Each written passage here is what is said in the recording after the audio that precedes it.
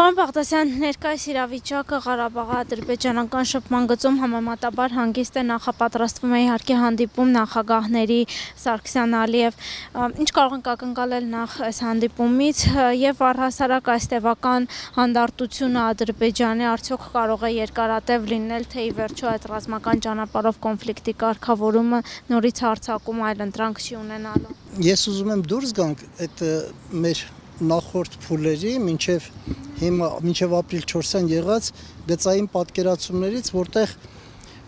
քիչ թե շատ թղթակցային ընկերակցությունը, էքսպերտային այդ ընկերակցությունը կարող էր դատողություններ անել, որովհետև քիչ թե շատ ինֆորմացիայի տիրապետում էր։ Հիմա ես վստահաբար ասում եմ, որ Հայաստանում որևէ մեկը տեղեկատվությանը չի տիրապետում, թե որպեսզի կարողանա եզրակացություն անի Ալիև Սարգսյան հանդիպման արդյունքների, հնարավոր արդյունքների մասին։ Ինչու? Որովհետև ոչ թե Հայաստանի դիրքորոշումը որոշում է Հայաստանի իրական վիճակով եւ վեկտորները գծված են Հայաստանում եւ կարողանաս տրամաբանորեն շղթա կառուցես, որ Սերժ Սարգսյանն իրեն ինչպես կպահի, ինչ պահանջներ ունենք, նաեւ հիմա արդեն ահագին մասով դա վերաբերում է նաեւ Ադրբեջանին։ Հետևաբար լրիվ այլ տեղ է որոշվում, յուրաքանչյուրի թելադրանք կա եւ ինչ կթելադրվի, ինչքան զիջվի, ինչքան չէ, մատից ծծած դատողություններ կլինեն, որևէ օբյեկտիվ հիմք լինել չեն կարող, բայց կարող եմ ասել գլոբալ զարգացման ուղղվածությունը հիմքը սա է։ Հայաստանը ինքնուրույնության վերջի փշրանքը, եթե համարենք վերջի լուրջ կռվանը, դա բանակն է։ Բանակը կարող է տրամաբանական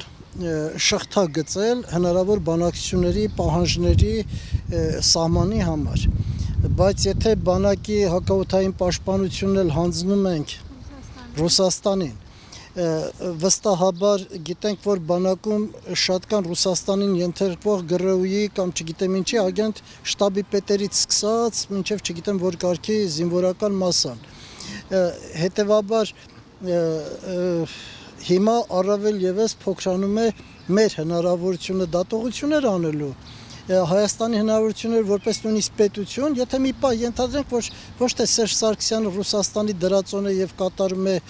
այդ Ռուսաստանի արտաքին ուժի պահանջները, ենթադրենք արտգործնախարարն էլ մեր տղենա ժողովուրդը ծափով ծիծաղով այդպես է ուզել, որ նա լինի արտգործնախարար, Էդիկ Նալբանդյանը, նույնիսկ այս դեպքում արդեն այնքան է քչանում մեր պահանջների ռեալ հիմքը, որ ասենք Ալիևի հետ բանակցությունների ֆոնին նրա ունեցած այն ինչ որ աշխարհը գնահատում է, ինչ նա ունի։ Նա ունի 5 միլիարդի ռուսական հարձակողական զենք, կոնկրետ կանխիկ ունի։ Կանխիկ փողով գնաց իսրայելական զենքեր, Թուրքիայի կանխիկ քաղաքական աջակցությունը, դրա դեմ մենք ինչ պետք է հակադրեինք։ Մնում է Սերժ Սարգսյանի ասած զինվորի ոգին, որը համաշխարհային հաշվարկ անողների մոտ, ովքեր այս երկուսին տանում են սեղանին, նստացնում են, որ իրար հետ բան անեն, դրանց հաշվարկների մեջ դա հաշիվ չէ։ Եթե հաշիվ էլ է, ապա դա 10-րդ, 20-րդ տեղն է, որովհետև հասկանում են մի բան, լուրջ ժամանակակից տեխնիկայի դեմ խոսել ոգուց դա այն լափառոշ, որ ասում են, խոսում են, դա է։ Հիմա ապրիլի 4-ը ինչ-որ մեկը կհիշեցնի, որ մեր զինվորների ոգին էր, որ փրկեց բան, ես ձեզ ասեմ, որ Ադրբեջանը իր հնարավոր ունեցածի բոլորս էլ գիտենք, որ սկի 1%-ը չօգտագործեց ժամանակակից տեխնիկայի, ու չարժե այդ հույսով բացեմ, որ մենք նաև տվել ենք այդքան պաշտպանվելուց հետո, մենք տվել ենք այդքան զոհեր, որ մենք ոնց որ գիտեք ոնց ենք խոսում, ոնց որ մի Չինաստանը լինենք միլիարդ ու կեսանոց, Պակիստանը, Հնդկաստանը, Բրազիլիա, Արգենտինա, միլիոնը բոլշե, միլիոնը մենշե, ախր 100 հոգու զինվոր, այն էլ պատրաստված, որ կարող է կանգնել, սահման պահել, պատրաստելու ունենալու համար, այս մնացած հայերովս պետքա մոմ վառենք ամեն օր ամեն մի երիտասարդի կյանքի համար։ Ու մեր ցավը պետքա առաջերտին դա լինի, որտեղ դատարկվող Հայաստանում զինվորն է կարևոր։ Հիմա Հայաստանը դա չի գնահատում։ Մեր քաղաքական իշխանությունները բոլորս ոնց որ նայում ենք 800 կիլոմետր քառակուսի 800 թե ինչպես Ալիևն է ասում 2500 եւ այլն, բայց հաշվի չենք առնում արյունաքանվող երկիր ենք։ Այն կրիտիկական մասսան, որը անհրաժեշտ է այս երկրում նորմալ ինքնուրույն պետություն կերտելու եւ իր գոյությունը ապահովելու, այսպեսի քչանալով քիչ-քիչ այդ զանգվածը կվերանա եւ հետեւաբար կվերանա նաեւ սեղանին դնելու ամենակարևոր փաստարկը՝ դու ով ես, ումն ես ներկայացնում, որ ինչ փաստարկներ դնես։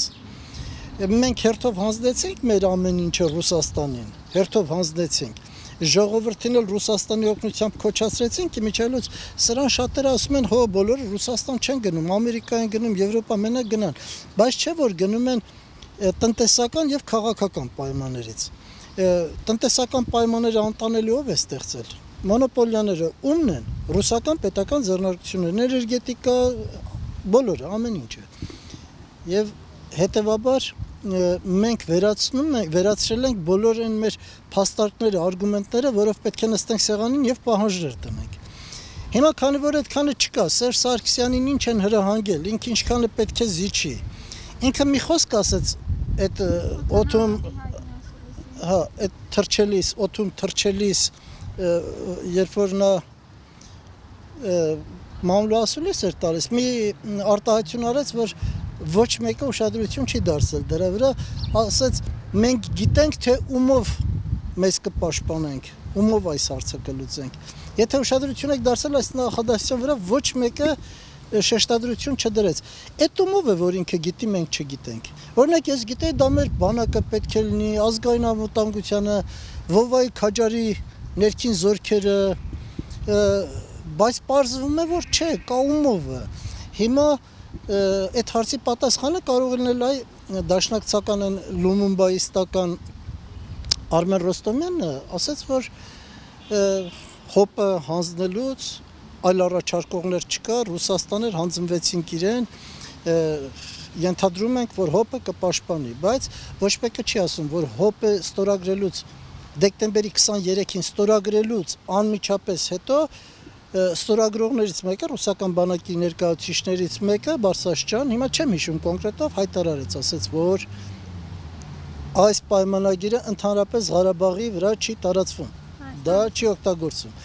Հայաստանի գլխավոր շտաբի ներկայացուցիչը նույն բանը ասաց, կարծեմ նախարարի տեղակալը, նույն բանը հայտարարեց, որ սա Ղարաբաղին չի վերաբերում, այսինքն հակաօդային պաշտպանությունը Հայաստանի Ղարաբաղից կտրվեց պաշտոնապես։ Հիմա երբ որ գնում են բանակցություններ եւ ենթադրենք Սերժ Սարգսյանը ինչ որ պահանջներ է դնում, այսպես կամ այնպես, նայում են ինչով է նա ապահովելու։ Պաշտոնապես կտրվեց եւս մի ապահովող բան է, որ ասում են զոնտիկ, մոնտիկ եւ այլն։ Սամվել Բաբյանն էլ վերադարձից հետո իր ասուլիսում հայտարարել էր, որ դա կարող է լինել մեր հովանոցը, մեզ անհրաժեշտ է դա, եւ ընդհանրապես ուզում եմ անդրադառնանք Սամվել Բաբյանի վերադարձին այստեղ, դուք ավելի շատ ներքաղաքական կոնտեքստ եք տեսնում այստեղ, թե արտաքին քաղաքական,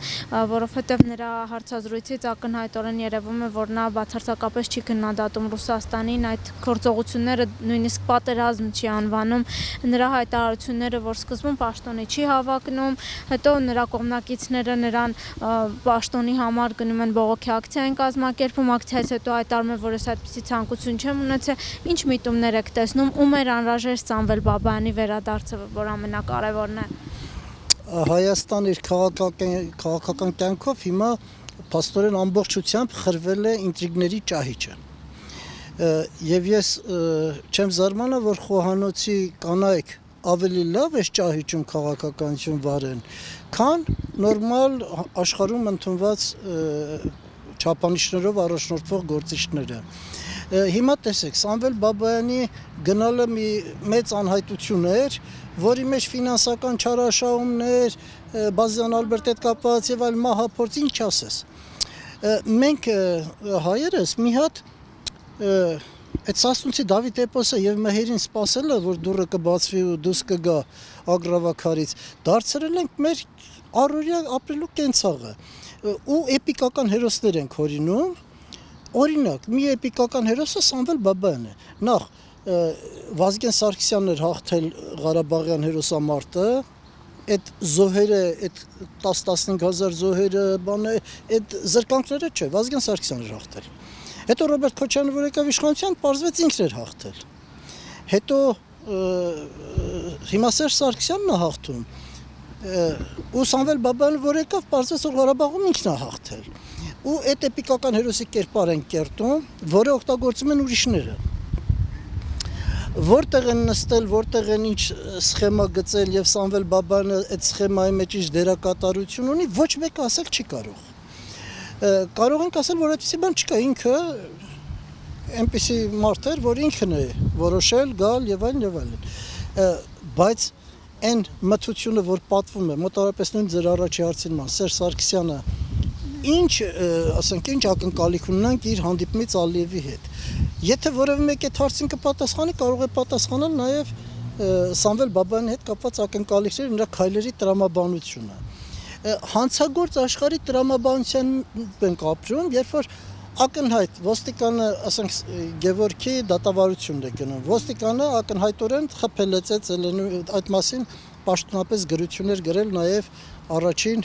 նախորդ մարդու իրավունքների պաշտպանը Կարեն Անդրեասյանը պաշտոնապես գրել էր, որ այսպես է։ Բայց պատկերացրեք նույն ոստիկանը ելում հայտարարում է, որ ինձ են ծեծել, բոլորը տեսնում են։ Եվ վաղը դատավորը կասի, չէ, ոստիկանը ճիշտ իրան ծեծեց, որ դուք տեսել եք, հաշիվ չի։ Հիմա Սամվել Բաբայանը ինչ է անում։ Իրար հետ գալիս է, ինչ որ մեկը առաջ ընկած պահանջում է, որ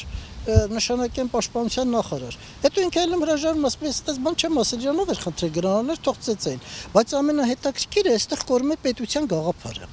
Մի հատ իրար կողք համադրենք բանի Բակո Սահակյանի մամլոխոսնակի այդ թեմայով հայտարարությունը եւ Սամվել Բաբայանի հայտարարությունը։ Հասկանում ենք, որ նույն սանրի կտավներն են երկուսն էլ։ Ոչ մեկը չխոսեց, որ պետության մեջ, եթե Ղարաբաղը հայտ է ներկայացրել անկախ պետություն, չէ՞ չէ։ Ժողովրդավար, Ադրբեջանը այնպիսի մի վատ պետություն է, որ չի կարող ֆիզիկապես նրանց հետ ապրել, ցույց է տալիս, որ ոչ միայն կարող է, այլ շատ հոգեհարազատ է, որ հայ ժողովրդի բնական ձգտումները, որը 88 թվին բոլորին ոտքի հանեց, դա սովետական տոտալիտար ռեժիմից ազատվել դեպի Եվրոպա, դեպի Արևմուտք, դեպի ժողովրդավարական ազատության արժեքներ, դա ամեն հայ իր հոգու մեջ կրում է։ Պատահական չի, որ սովետական տոտալիտար ռեժիմում ամեն շատ քաղբանտարկյաններ ազատության համար Հայաստանից էին, որ 15 թվականի ցեղասպանություն ապրած հայը կարող է պետության ստեղծելու համար պայքարել հանձինս Նժդեհի։ Ու մեկ էլ հիմա մենք էպիկական հերոս ենք ստեղծել, չենք հասկանում, որ գոյություն ունի շարժման պատերազմի ժամանակ մարդ, որ իրան մի կերպ է դրսևորել, եւ մարդ, որը պատերազմից հետո դա օգտագործելով լրիվ հակառակ դրսևորումն ունի։ Ու երկուսը իրար հետ, երկուսը մեկը պետական պաշտոնյա, մեկը նախկին պաշտոնյա, որը հավակնում է ազգի լիդեր դառնալու, ինչ-որ տեղ տանելու, նույն բանը իրենց ազգային ժողովի դեպուտատին ծեծելը գնահատում են նույն կերպ։ Այսինքն ով էր ասել, որ այդպես բան ասի, այսինքն այդպես բան ասողին կարող է նաև ծեծել։ Որ ծեծել են, ոչ թե մենք դատապարտում ենք, պահանջում ենք Բակո Սահակյան եւ չգիտեմ այն ներքին գործեր, եթե կան այդպիսիք, անմիջապես ամենախիստ պատժել, որ մենք հետևենք, որ պատժեն, որ նա իրավունք ուներ իրեն ոչ միայն պաշտպանության նախարարը, Հայաստանի նախագահ նույնիսկ պահանջեր։ Բայց տեսեք, նրա գնահատական եւ Բակո Սահակյան մամլոխոսնակի գնահատականը նույնն են։ Այն էլ ինչ ասում։ Արա դե ասում մետրան, ես գիտեմ, մետրան հասնում էր։ Վաղ թե ուշ դրան տպելու էին, դա լավը չէր։ Ոչ թե նայում է որպես պետության, այլ գողական, հանցագործ, կագեբեական գողական հանցագործ կլանի ներկայացուցիչ մամլոխոստակ։ Լրիվ ճիշտ է, տեղը տեղին, հենց այդպես էլ որ կա։ Հիմա այդ հոգեբանությամբ համակարգից ակնկալել, որ չգիտեմ ինչ անելու, երբ որ ղարաբաղցիները կարող են երկրորդական դեր Ղարաբաղը իր եղած իրավիճակը վճռական դեր չեն կատարելու Ղարաբաղի ապագան որոշելու ցեղանի շուրջ։ Նրանց ընդամենը մի բան է հասնում, որ ցանկացած ռազմական որոշում կայացնելուց հասկանան, որ այդտեղ միավոր կա, հզոր միավոր, ժողովուրդու միասնական իշխանություն, որին հաշվի չառնել չեն կարող որևէ լուծման դեպքում։ Հիմա սա միասնական իշխանության է ավելի շատ տանում, նշեցիք նույն Սանդրի կտավն են ձեր խոսքերն է մեջ բերում, թե հակառակը Սամվել Բաբայանը ավելի շատ ընդդիմադիր դաշտում այնտեղ հանդես կգա եւ ոչ թե իշխանություններին կոնկրետ կարող էր պետք լինել նրա վերադարձը, թե Հայաստանի, թե Լեռնային Ղարաբաղի, այլ գուցե նաեւ երկրորդ նախագահային այդպիսի տեսակետներ են նաեւ շրջանառվում։ Երկրորդ նախագահ, երրորդ նախագահ, թե առաջին նախագահ, ես նայում եմ գործողությունները, գործողությունները ամբողջությամբ Հայաստանը դարձնում են ֆորպոստ, վերացնում են վերջի փշրանքները, Ղարաբաղն էլ դառնում են նման կլանային մի հատ երկիր։ Բանի տեսակետից այդ ֆորպոստում բնական է, որ ներկայացուցիչները իրար հետ կռվում են առաջնային դիրք ունենալու։ Բնական է, որ Ռոբերտ Քոչյանը էլ այդ կռվի մեջ դեր ունի, եթե զուտ իմ հիշողություններով առաջնորդեմ, որ լավ ճանաչում են բոլորին, Սամվել Բաբայանը այն անհատը չէ, որին բացարձակ կարողանան օգտագործել։ Ինքը անպայման կմտնի խաղի մեջ մտքում ունենալով երրորդ պլանը, որը իրան է անձամբ վերաբերվում, իր խաղերը կլինեն։ Դրա համար իրար գցոցին միշտ կա, չէ՞, Ռոբերտ Քոչյանը գցեց Լևոն Տեր-Պետրոսյանին, Սերժը, Ռոբերտ Քոչյանին, ակնհայտ կլինենք այդ բաներին։ Դա ներքին կլանային խաղերն են, որտեղ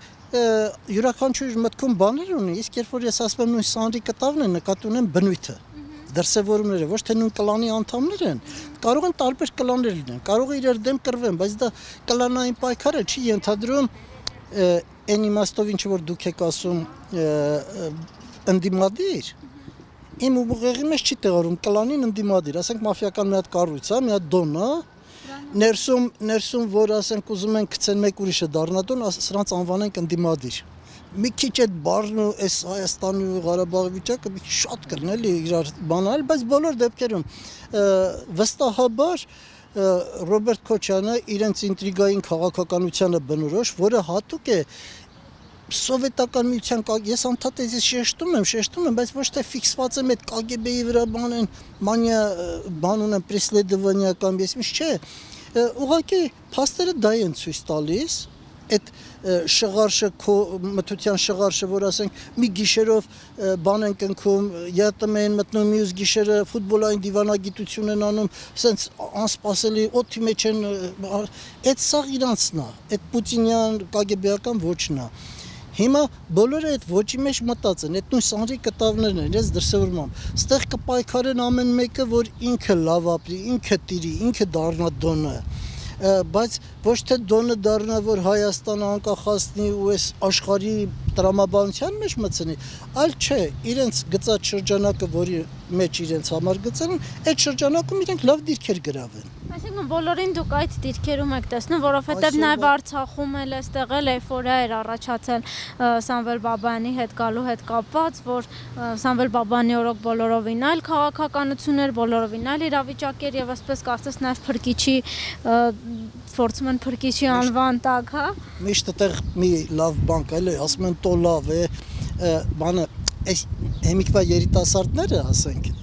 դուք որ չեք ապրել այդ ժամանակները կամ եթե ապրել են ոմանք գիտակցական չեն մտել դրա մեջ, կարող են այդպիսի բաներով ապրել, բայց ոմանք թող հիշեն, երբ որ Սամվել Բաբայանը պատերազմից հետո կամանդուի շեր, ստեղի հոդվածները ինչեր էին գրում, թե ինչեր է կատարվում։ Այդ նույն ձև 2008 թվին սարքեցին Լևոն Տեր-Պետրոսյանին նոր հրեշտակ, մոռանալով, որ այն ինչը որ հիմա մեղադրվում է Սերժին, նույն մեղադրանքները մենք ներկայացրել ենք Լևոնին, հետո Քոչարին, հետո Սերժին, դրա համար համարում ենք, որ նույն գիծն է։ Նորից եմ ասում, մենք էպիկական հերոսների ժողովուրդ ենք, ծուլացել ենք, մեր վրա պատասխանատվություն չենք ուզում վերցնենք, այնքան հեշտ է։ Մենք հիմա օրինակ կոնկրետ իմ շրջապատում լիքը մարդիկ կան, որ Լևոնի համար պատրաստ են, Լևոնի հետ կյանք էին տալիս։ Ասում են ոնց պես խաբեց, գցեց, ոնց ու վերջի, բայց իրենց ազատում են պատասխանատվությունից։ Հիմա նույն ձևով հերթական մեկին գտնենք, սարքենք այն նոխազը, որը տանում է, հետո որ կգնա կգլորվի, ասենք թույլ էր, Ստեփան Դեմիրճյանը թույլ էր, Լևոն Տեր-Պետրոսյանը խաբեց եւ այլն, Ռաֆի Հովհաննիսյանը աղոթքով թույլ դուրս եկավ։ Երբ որ մենք հանենք այդ հոգեբանությունը եւ ցանկացած հայտ ներկայացնողը, ասենք մենք ինչ ենք ակնկալում, այ քեզ լիդեր կընդունենք, երբ որ դու կոնկրետ հանդես ես գալիս հստակ են բանով, որտեղ ես իմ դերը տեսնում եմ եւ ապագան երկրի։ Հենց այդ ձևի մենք մեր տեսլական ունենանք թելադրենք, այդ ժամանակ կպրծնեն այդ փրկիչ լիդերները։ Ի վերջո Սամվել Բաբայանը մեկ անձ է, ունի մեկ ֆիզիկական մարդու հնարավորություն։ Նույնիսկ այն մահափորձեր ինչ էր, որ այն ժամանակ արվեց, որ վերագրում էին իրան կամ ինքեր, ես չգիտեմ, այդ կլանային բաներից հեռու եմ, նույնիսկ դա անհաջող է։ Այդ ոնց են փրկում, ասենք Սոնցեպյոկի, բանի գրադի, Տոչկաուի բանի դեմ, ասենք Սամվել Բաբայանն ենք դեմ տալու հիմա էլ։ Ծառուկյան Գագոյից պրծանք։ Լևոն Տեր-Պետրոսյան, Ռոբերտ Քոչարյանն է գուցե ոինը, հա, որ պետք է դնենք։ Մենք երբ ենք հասկանում, որ պետությունը անհատները կգան ու կանստեն։ Ինչ որ կոնյունկտուրայից ելնելով կփչեն, կուրցնեն, կդարձնեն դեն, փրկեց աշխարհը փրկեց, բայց կանստի, կյանքը կանստի մոռացության կմատնեն, կմնա պետությունը։ Պետություններն են հարաբերվում, Ղարաբաղի հարցը Սամվել Բաբայանի, Ռոբերտ Քոչարյանի հարցը չի։ Դա պետության, Հայաստան պետության հարատևման հարց է։ Հենց որ այդ կոնտեքստով ենք նայում, հարց է առաջանում Սամվել Բաբայան, որ դու եկել ես, շատ լավ է, որ նախկինում բաներ ես ունեցել, զասլուգաներ ես ունեցել, հայ ազգի առաջ, պաշտպանության, ինչ ես առաջարկում։ Կոնկրետ, որ ես որպես հայ կարդամ, հասկանամ, որ ես կարող եմ այդ ծրագրին զինվորագրվեմ։ Ես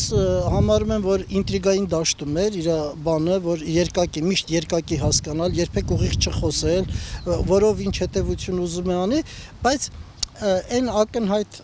փաստարկները, որ դնում ենք, ակնհայտ է, որ հենց հիմա հենց Ռուսաստանից գալը, հենց այստեղ ազդեցությունը, որ ամեն ինչ փոխվի իր նկատմամբ վերաբերմունքը, որոշակի հեռուստականալներ, որոնք սպասարկում են Ռոբերտ Քոչարյանի, ես սիրում եմ անուններով, ես շատ եմ կարդում, կոնկրետ անձանց սպասարկող Ռոբերտ Քոչարյանին սպասարկող Civilnet-ը, իր թղթակիցներով, անընդհատ հարցազրույցներ եւ այլն, դա շատ լավ է, որ կան տարբեր բաներ, բայց Civilnet-ը չլներ, այդ ուղղությամբ խոսածող սկի չերնի, որ այդ ուղղությամբ բացվում է, կամ առաջին եմ որ չլներ, ես որտեղ էի խոսալույցով հնարավորություն կտար, այսպիսի խոսքերը դու բաց չել ասել, պետքա կեղծենք, պետքա նայենք իրար երեսի եւ սուտ խոսանք, հետո գլորվելուց հետո մենք մեծ հերոսների համար ֆիդայական երգեր կստեղծենք, բան կանենք, հայրենիքը կորսնցրած գեղեցիկ խոսքերով, բանաստեղծները դրա վրա կկայանան, բայց իմ խնդիրը դա չի։ Դրա համար ես ասում եմ, լավ է որ կան, լավ է որ եկել է ճահիճը մի քիչ խառնել է իրար, պղտոր բանը դուրս կգա, ինչ որ ձևով մարդկանց ուղեղները կարտանան, բայց վատ է որ պետության մասին չենք խոսում։ Ասենք ես չլսեցի Սամվել Բաբայանի խոսքի մեջ, որ Հայաստան պետությունը հոպը հանձնելուց Ռուսաստանին դա ռազմական ուժեղացում է թե թուլացում է, ինքը վերցնում է իր վրա երաշխիք, որը եթե ասում է դա ուժեղացում է եւ այդ շանտաժի դա հանձնելուց հետո որ Հայաստանի ռեալ ուժը քչանում է բանակցությունների սեղանի շուրջ եւ ստիպված կլինի շատ բան զիջել այդ դեպքում, ինքը վերցնում է իր պատասխանատվությունների վրա, որ ասի որ այդպիսի բան չի լինի, եթե այդպիսի բան եղավ ես ինձ կխփեմ, կգամ օպերայի հրապարակում եւ որպես զինվորական նախկին գեներալ ինձ կգնդակահարեմ, որովհետեւ ես պարզվեց քաղաքականության մեջ ճիշտ կանխատեսումներ անել չեմ կարող եւ ավելին իմ սխալ կանխատեսումները արժեցան լիքը զինվորների մահ եւ տարածքների կորուստ այս հենց այս շեշտադրումը դնենք եւ պահանջները հանրային պահանջը դառնա գործիչի նկատմամբ այսպիսին էլ ստից խոսալով գալ այս մեկի կամ այն մեկի շահերը պաշտպանելով առաջ գնալը չի դիտարկվում որտեվ այս էйֆորիային հաջորդելու է հիասթափությունը իսկ ամեն մի հիասթափված հայը նշանակում է հիասթափության կուտակում պետությունից վերջում ասում են հայ ազգը չի ծնել էլի փրկիչ չկա հիմա շատ է Facebook-ում հատկապես շատ է պատտվում այդ թեման իսկ ով կլինի այն առաջնորդը որին ժողովուրդը կվստահի եւ կգնա ոչ մեկը չի հարց տալիս իսկ որ գաղափար կրողը կլինի այն անհատը եւ մենք որ գաղափարը կընդունենք որի համար առաջնորդ ունենանք չունենանք մեր կյանքը կտանք որ ճանապարհը հստակ լինի այդ դեպքում առաջնորդներ կծնվեն այդ դեպքում առաջնորդը կլինի պատասխանատու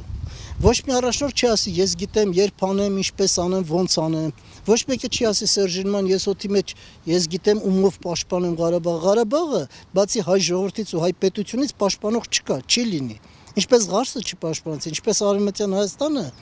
ինչպես Զանգեզուրը բացի Նժդեից ուրիշ պաշտպանող չկար այս Նժդեից չէ այս արձանը կաննած Նժդեից չէ այս արձանը ում որ մարմնավորել է նա Հայաստանը կործանելու ծրագրի հիմնադիրն է դարձել այնպես որ Իմ խնդիրը սա է, հետևաբար ես առաջարկում եմ ընդհանրապես ավելի շատ խոսենք ինչ ենք պատկերացնում, որ Հայաստանի քաղաքական ուժը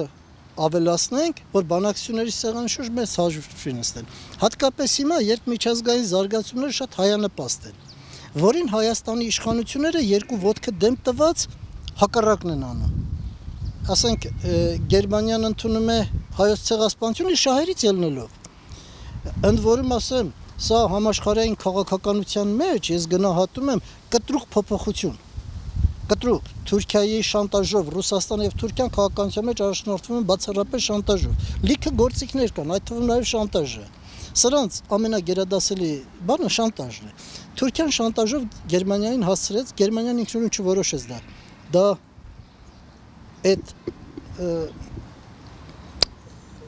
կոնգլոմերատի Եվրոպան ղեկավարող որոշումն է, որ Թուրքիայի հետ վերջ հարցերը պետք է լուծենք։ Այդտեղ իրենց դաշնակիցներից մեկը կարող լիներ Հայաստանը։ Տեսարժը գնաց Խեղճ-Խճմենքի Մերկելի կողքը կանգնեց, ասել եմ ասեմ, որ հույս չդնեք մեր վրա, մենք Ռուսաստանի կողքն ենք։ Եվրոպան շատ լավ գիտի, որ եթե Թուրքիայի հետ ինքը պատերազմ հայտարարեց, Թուրքիան ու Ռուսաստանը բնական դաշնակից են դառնում։ Հայաստանը ասում է ես էլ եմ իրենց հետ դաշնակից, ճիշտ է ներսում կռիվ ունենք մենք ու Թուրքիան բան, Ռուսաստանը ներսի հարցերը այդպես կլուծի, բայց մենք եզակի միջազգային քաղաքականության գլխիվար շուրջ գալու եզակի շանսը օգտագործելու փոխարեն պարասնում ենք ազգային հերոսներ։